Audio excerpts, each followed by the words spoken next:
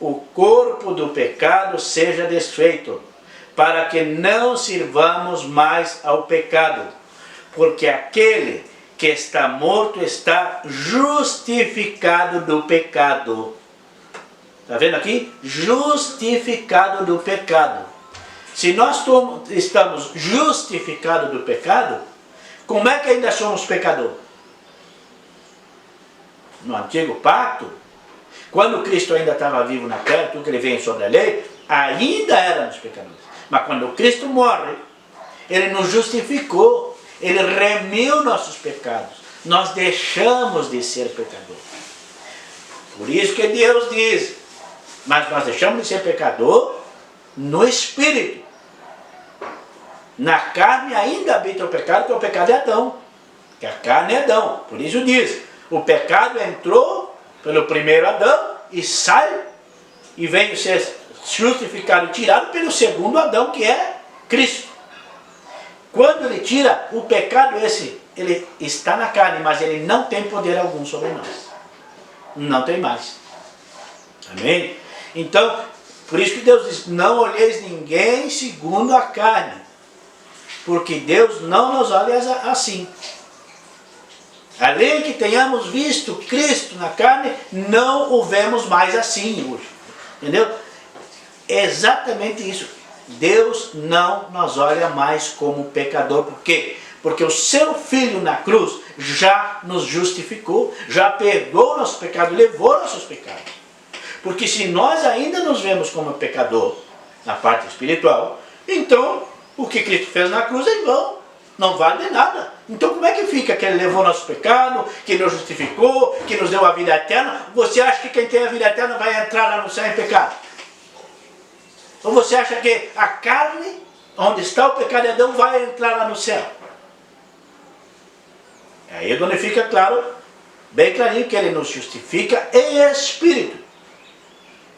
A carne, quando vai para o inferno, que quer dizer sepulcro, ela vai para ali, a carne fica, a carne volta para o pó, como diz a palavra. Mas daquele que é salvo, a alma e o espírito automaticamente sobem, quando ele morre. Amém? Vamos deixar isso claro. Vamos ver aqui em Gálatas. Em Gálatas 1, 6 e 7. Diz assim: admiro-me de que vocês estejam abandonando tão rapidamente aquele que os chamou pela graça de Cristo para seguirem outro evangelho, que na realidade não é outro evangelho. Veja aqui o que Paulo está dizendo. Paulo está dizendo aqui aos Gálatas, diz, me admira, mas admiraram assim, indignados, que tão depressa vocês passaram para um outro evangelho, que não é nem evangelho, diz ele aqui, daquele que eu vos ensinei, o evangelho da graça. Ele está dizendo isso aí, porque Paulo vem e ensina a eles o evangelho da graça. Amém? Esse evangelho, onde somos salvos, onde somos justificados, onde deixamos ser pecados. O que estavam fazendo alguns daí nessa igreja de Gálatas? Estavam querendo seguir pregando o judaísmo. Queriam que as pessoas vivessem ainda pela lei, chamando isso de evangelho. Só que Cristo diz, um outro evangelho que na verdade não é evangelho. Por que não é evangelho? Porque o verdadeiro evangelho é o evangelho da graça. Amém? Era isso que estava acontecendo nessa igreja. Veja bem, os chamou pela graça de Cristo, para que se seguirem outro, os chamou para a graça para que vocês seguissem outro evangelho. Na realidade não é evangelho. O que ocorre é que algumas pessoas os estão perturbando, querendo perverter o evangelho de Cristo. Veja o que diz aqui. Isso que Paulo diz aqui é muito grave, irmãos. Porque lamentavelmente eu vejo acontecer isso dentro das igrejas hoje. Onde se reúne a igreja, está acontecendo isso aí, ó. Eles estão pervertendo o verdadeiro evangelho. Por quê? Quando eles vêm e pregam que você tem que cumprir com os rudimentos da lei, pregam a lei como batismo nas águas, depois eu vou explicar isso aí, que você tem que fazer os costumes judaicos, como jejuar, tomar santa ceia, que nem na Bíblia diz santa ceia, mas eles chamam de santa ceia. Você não vai encontrar de ponta a ponta na Bíblia chamar santa ceia. É Páscoa judia, ou ceia do Senhor, que também era judeu, que tomou com seus 12 discípulos que eram judeus, e disse que fizesse isso até sua volta, e ele voltou, teve 40 dias com eles. É questão de colocar atenção nas Escrituras, ter a revelação dela.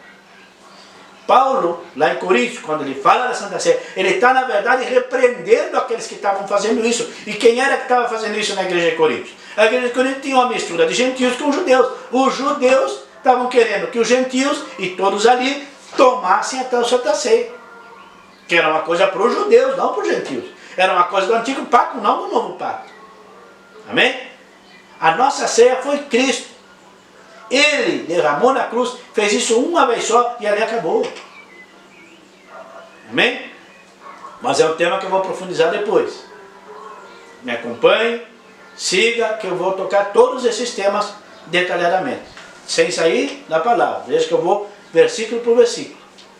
Diz assim: os estão perturbando, querendo perverter o evangelho de Cristo.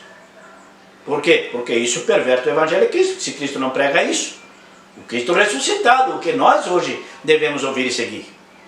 Amém? Não aquele que veio sobre a lei, estava a lei e não podia derrubar a lei. Não. Cristo vivo, o Nazareno, ele não podia ir contra a lei. Não podia.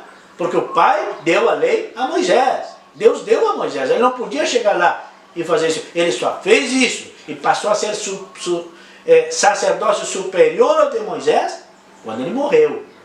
Aí ele ressuscita superior ao de Moisés. Ele aniquilou a lei.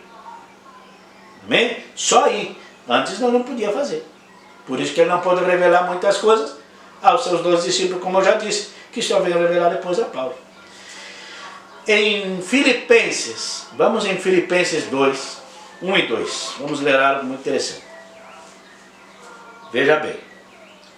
Em Filipenses 2, 1 e 2, diz assim: portanto, se há algum conforto em Cristo, veja Paulo falando, se há alguma consolação de amor, se há alguma comunhão no Espírito, se há alguma entranhável afeto e compaixões, completai o meu gozo, diz Paulo, para que sintais o mesmo, tendo o mesmo amor, o mesmo ânimo, sentindo uma mesma coisa. Em outras palavras, está dizendo o quê? Pregar o mesmo, sentir o mesmo. Por isso que ele tem um versículo que diz bem claro, irmãos: sedes imitadores de mim, assim como eu de Cristo. Paulo é o dono da graça? Não. Ele foi o escolhido em trazer a revelação do Novo Testamento, que é a graça. Mas a graça é de Cristo. É Cristo quem deu para ele. Por isso ele diz que ele não aprendeu de homem nenhum, ele aprendeu diretamente com Cristo, quando foi arrebatado ao terceiro céu. Nós podemos dizer, a graça é de Paulo. Não. Ele só foi escolhido para trazer a revelação do novo pacto, trazer a graça, que é o verdadeiro evangelho que devemos hoje viver por ele. Amém? Mas é Cristo. Mandamentos, é a revelação de Cristo, não de Paulo. Amém? Diz assim. Vamos a 1 Coríntios agora. 1 Coríntios 2, 12. 1 Coríntios 2, 12. Mas nós não recebemos o Espírito do mundo, mas o Espírito que provém de Deus, para que pudéssemos conhecer o que nos é dado gratuitamente por Deus. Gratuitamente por Deus. Entender o que nos é dado gratuitamente por Deus. O que nos é dado gratuitamente por Deus? A vida eterna, gratuitamente.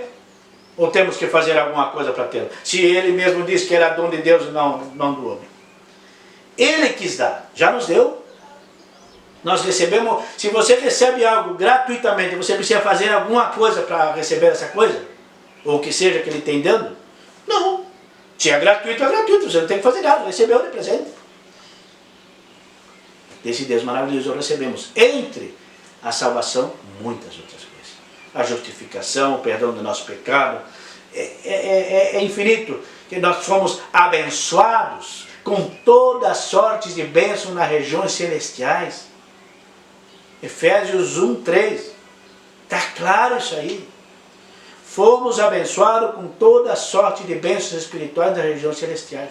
Nós temos todas as sortes de bênção nas nossas mãos, já nos foi dado. Só que só nós vamos viver essas coisas quando compreendemos que já temos. O que a maioria das pessoas acha que não. Você não vê, geralmente, as pessoas cumprimentarem dentro da chamada igreja, dizer, Deus te abençoe. Não é assim? A maioria não cumprimenta assim. Deus te abençoe, irmão. Eu cumprimentava assim, eu já não cumprimento mais. Eu digo, graça e paz, abençoado.